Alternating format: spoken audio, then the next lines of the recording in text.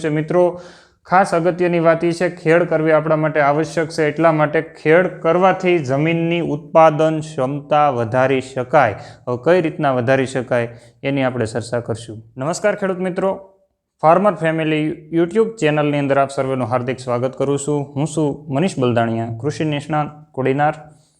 આજના મુખ્ય ટોપિકની આજે આપણે ચર્ચા કરવી છે કે ઉનાળાની અંદર ઊંડી ખેડ કરી શકાય તો કઈ રીતના કરી શકાય અને ઊંડી ખેડ કરવાના શું ફાયદા છે।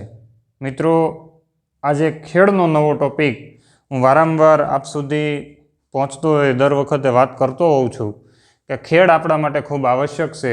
અને આપણું એક કહેવત હતી, ખેડ ખાતરને પાણી, નસીબને લાવે તાણી। હવે મિત્રો, ખાસ એ જોવાનું છે કે ખેડ ખાતરને પાણી, નસીબને લાવે તાણી, આવી એક આપણા વડવાની કહેવત હતી, પણ એ કહેવત ખાલી કહેવત રહી ગઈ છે। અને આજના આધુનિક યુગની અંદર, આધુનિક ખેતીની અંદર આપણે શું કરી રહ્યા છીએ એ આપણને ખબર છે। મિત્રો, મને લાગે છે ત્યાં સુધી ખેડૂત છે એ ખેડને ભૂલી ગયો છે। એટલે પહેલો શબ્દ આપણો હતો ખેડ। ખેડ કરતાં ભૂલી જાય। ખેડ જેવી ખેડ કરી એવી લણણી કરી શકાય। આવી ઘણીવાર તમે કંઈક વડીલોને સાંભળતા હશો કે એની ખેડ એવી હતી એટલે આજે એ આમ કરે છે। ઘણીવાર કોઈ માણસ ખૂબ સારી ઊંચાઈ ઉપર પહોંચ્યો હોય તો એના બાપ દાદાની ખેડ સારી હતી, એવી આપણે જનરલી કહેવત કહેતા હોઈએ છીએ। એટલે જેટલી ખેડ સારી છે, ખેડ છે એ પાયો છે। અને મિત્રો, પાયો ક્યારેય બિલ્ડિંગ ચણાણા પછી ખોદાતો નથી, તમને ખબર છે। પાયાની વસ્તુ પાયામાં જ નાખવી પડે, ટોપની વસ્તુ આપણે ટોપમાં જ નાખવી પડે, મોભની વસ્તુ મોભે રાખવાની છે, પાયાની વસ્તુ પાયામાં। એટલે ખાસ અગત્યની વાત એ છે કે પાયો પાયામાં રાખવાનો છે। એ હેતુસર આપણે આજે ઉનાળુ ખેડનું મહત્ત્વ શું છે અને ઉનાળામાં ખેડ કરવાથી શું ફાયદો થાય એ બાબતની ચર્ચા કરવાની છે। ખાસ આજના આધુનિક યુગની અંદર ખેડૂત છે એ ઝડપી ખેડ કરી રહ્યો છે, ફટાફટ ખેતી થઈ જાય એવું વિચારી રહ્યો છે। અને આજના આ યુગમાં અત્યારે ટ્રેક્ટરનો ભરપૂર માત્રાની અંદર ઉપયોગ થઈ રહ્યો છે। તો આ સમયની અંદર આપણે જે ખેડો કરી રહ્યા છીએ તે ખેડ વ્યવસ્થિત થાય છે કે નહીં એ આપણને હવે નોલેજની અંદર નથી રહ્યું। બસ ખેતરની અંદર ઉપર કાળું દેખાવું જોઈએ સપાટી, બસ એટલે પતી ગયું। મિત્રો, આજનો ખેડૂત છે દાંતી, પાંચા અને રાંપ ચલાવીને ખેડ કરી નાખતો હોય છે।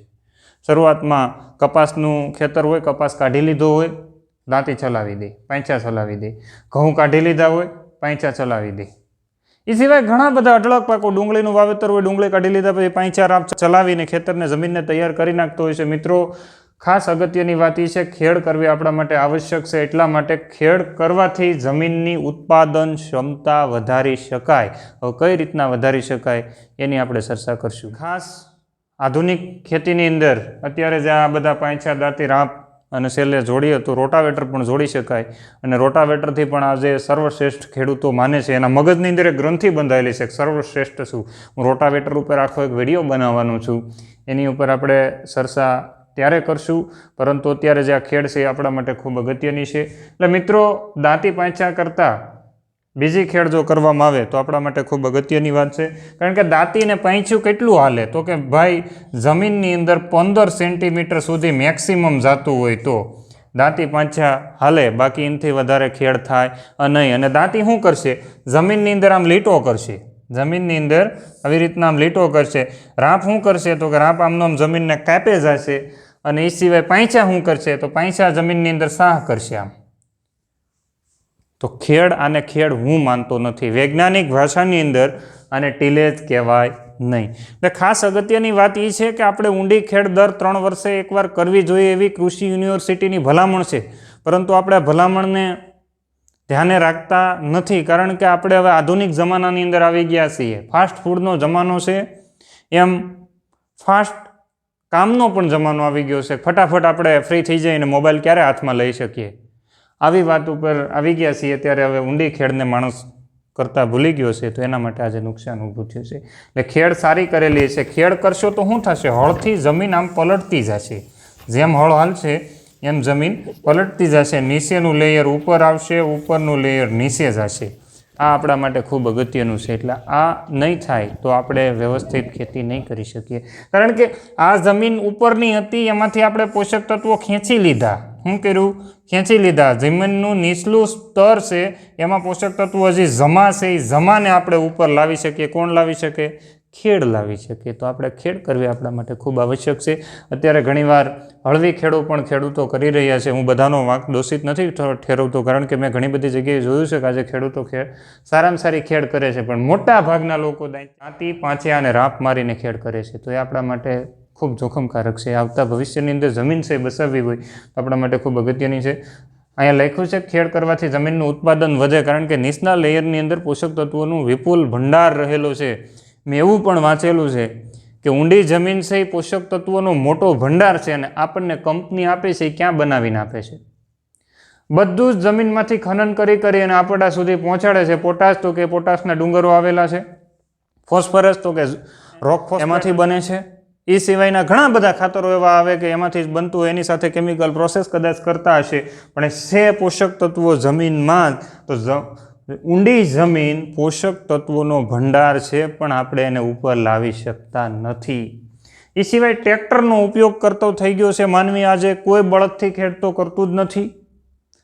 સતત ટ્રેક્ટરના વપરાશથી આપણી આ જમીન છે, આ જમીન ઉપર સતત ટ્રેક્ટરનું આમ પ્રેશર હાલતું હોય એટલે આ જમીન છે નીચે 1 ફૂટ નીચે, એટલે આપણે જ્યાં ખેડ કરીએ છીએ, આપણે ખેડ કેટલામાં કરી? મિત્રો, આપણે ખાસ એ સમજવાનું છે કે આપણી આ જમીન છે,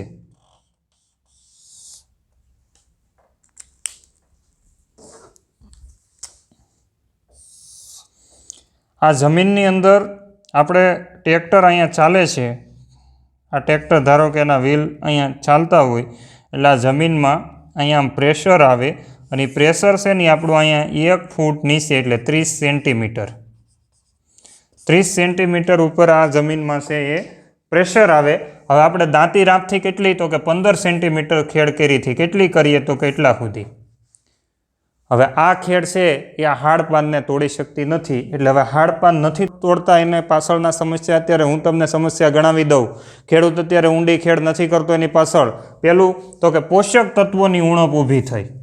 અહીંથી પોષક તત્વો ઉપર આવી શકતા નથી. મારી ઉપર અત્યારે સ્લેબ ભરેલો હોય, બરાબર, તો ત્યાંથી પાણી નીચે નથી આવતું, નીચેથી પાણી ઉપર નથી જઈ શકતું, કારણ કે હાડપાન છે.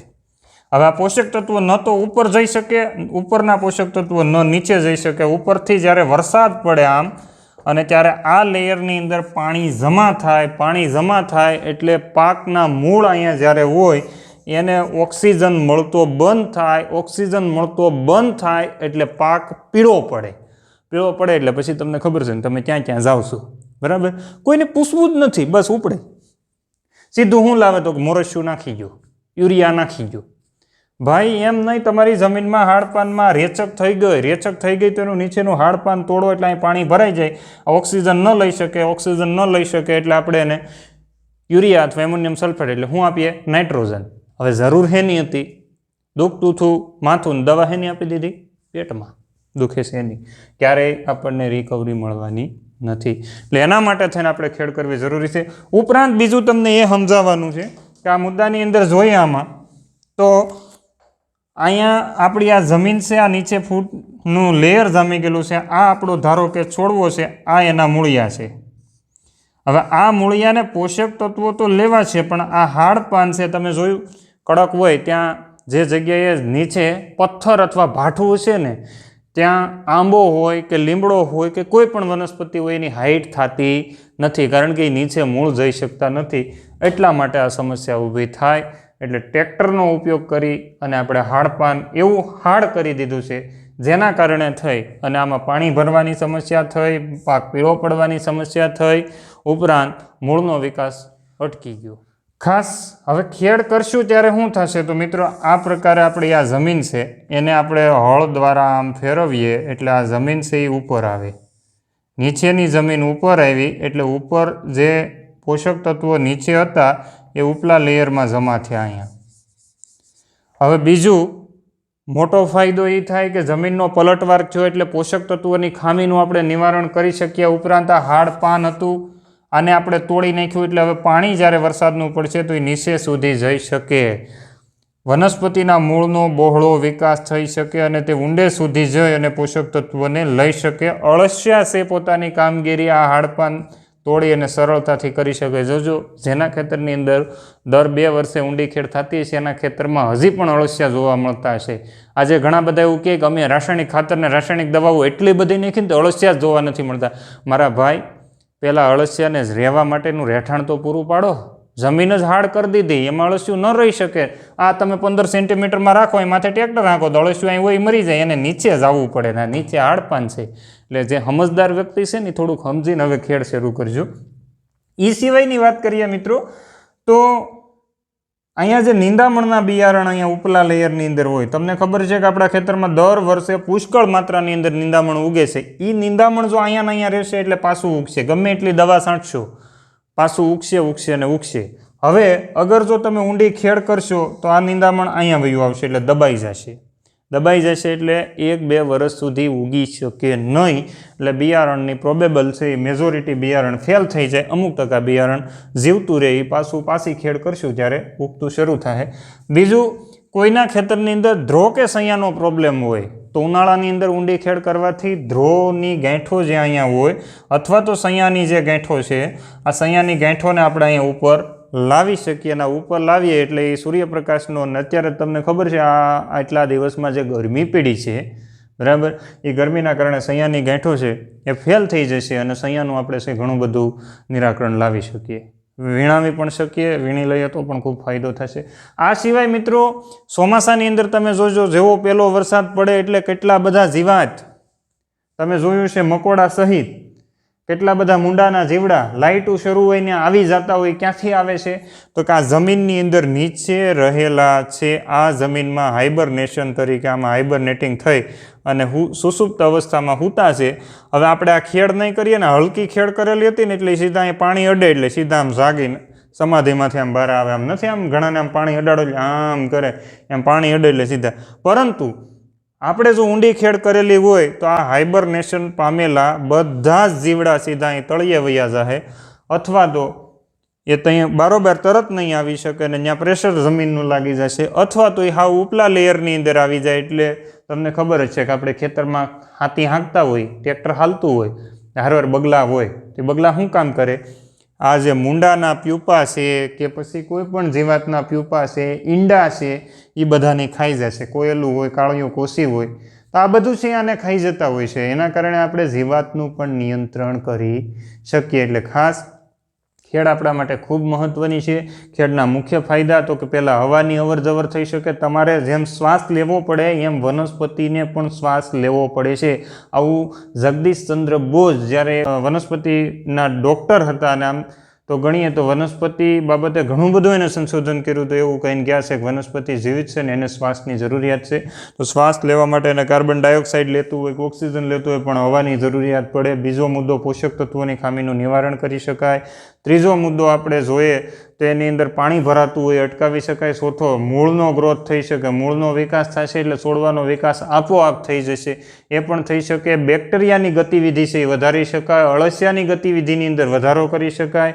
આવું બધા મોટા મોટા ફાયદા છે એ કરી શકાય. છેલ્લે જતાં આપણે નિંદામણને પણ ઓછું કરી શકાય. અને વધારામાં જોઈએ તો રોગ જીવાતના જે કોસેટા છે અને ઈંડા છે એને આપણે ઉપર લાવીએ એટલે તાત્કાલિક જે સૂર્યપ્રકાશ સીધા સૂર્યના કિરણો એની ઉપર પડે છે એના કારણે થઈને ઈંડા છે એ નાશ પામે છે. ઈંડાનું સેવન થતું નથી, એમાંથી ઈયળ કે કોઈ બીજું બચ્ચું એનું ઉત્પન્ન થતું નથી. તો આપણે શરૂઆતની અવસ્થામાં પાકને છે રોગમુક્ત રાખી શકીએ, જીવાતમુક્ત રાખી શકીએ. ઘણી બધી ફૂગો એવી હોય કે જે સૂર્યપ્રકાશના કારણે સીધી ડાયરેક્ટ છે અસર પામતી હોય તો પાકને છે એ જમીનજન્ય રોગોથી બચાવી શકીએ. હવે આ વિડીયો નિહાળી રહ્યા છો તો એમાં ખાસ ધ્યાન રાખજો, અગર જો તમે મગફળીનું વાવેતર કરવાના હોવ તો મગફળીના વાવેતરમાં ઊંડી ખેડની કોઈ ભલામણ નથી. એટલે ખાસ મુદ્દો ધ્યાન રાખજો, નહીંતર મગફળીમાં પછી ઊંડી ખેડ દબાવીને પછી વાવેતર કરશો તો તકલીફ એવી થાય કે દિવાળીએ પાછા દોડવા વીણવાવાળા ગોતવા પડશે. એટલે આ સમસ્યા ન થાય એના માટે થઈને આપણે ધ્યાન રાખવાનું છે. જે કોઈને મગફળી સિવાયના કોઈ પણ પાકનું વાવેતર કરવાનું હોય તો ઊંડી ખેડ અવશ્ય કરી નાખજો, જેથી કરીને તમને ઘણો બધો ફાયદો થશે. જે મિત્રો કપાસનું વાવેતર કરવાના છે એના માટે તો ખાસ ઊંડી ખેડ જરૂરી છે, કારણ કે કપાસ છે ડીપ રૂટેડ છે. એ સિવાય જે જગ્યાએ તુવેરનું વાવેતર થતું હોય, એરંડાનું વાવેતર થતું હોય તો આ બધા માટે ઊંડી ખેડ ખૂબ આવશ્યક છે મિત્રો. તો હવે આપણે ખેડ ખાતરને પાણી, નસીબને લાવે તાણી, આ કહેવતને આપણે સાર્થક કરવાની છે. એટલે ખેડ કરવી આપણા માટે આવશ્યક છે. મારી સાથે જોડાયેલા રહેજો. એટલા માટે કે હવે હું તમને પાછું નેક્સ્ટ વિડીયોની અંદર રોટાવેટરથી આપણને શું ફાયદો થયો, નુકસાન થયું એ આપણે જાણવું જરૂરી છે. આજે ઘણા બધા એવું કહે છે કે પાક ઉત્પાદન ઘટ્યું, પણ એમાં રોટાવેટર મુખ્ય રોલ ભજવી ગયું છે એ આપણને ખબર નથી. એટલે આજનો આ ટોપિક છે એટલા સુધી રાખી અને વિરમશું. હવે પછીની માહિતી આપને મળતી રહે એના માટે થઈને આપ ચેનલ ઉપર જો નવા હોય તો ચેનલને સબસ્ક્રાઈબ કરી દેજો અને આ વિડીયો છે શેર કરવાનું નહીં ભૂલતા. નહીંતર ઘણા બધા મિત્રો છે વિડીયો જોઈ લે છે પણ કોઈને શેર કરતા નથી. શેર કરવાનું નહીં ભૂલતા. વિડીયો તમને માહિતી કેવી લાગે છે એ તો મને જણાવતા રહો, તો હું આગળ તમારા સાથે જોડાયેલો રહું. તો કોમેન્ટ કરવાનું પણ નહીં ભૂલતા. અસ્તુ, આભાર. જય હિન્દ. ભારત માતા કી જય.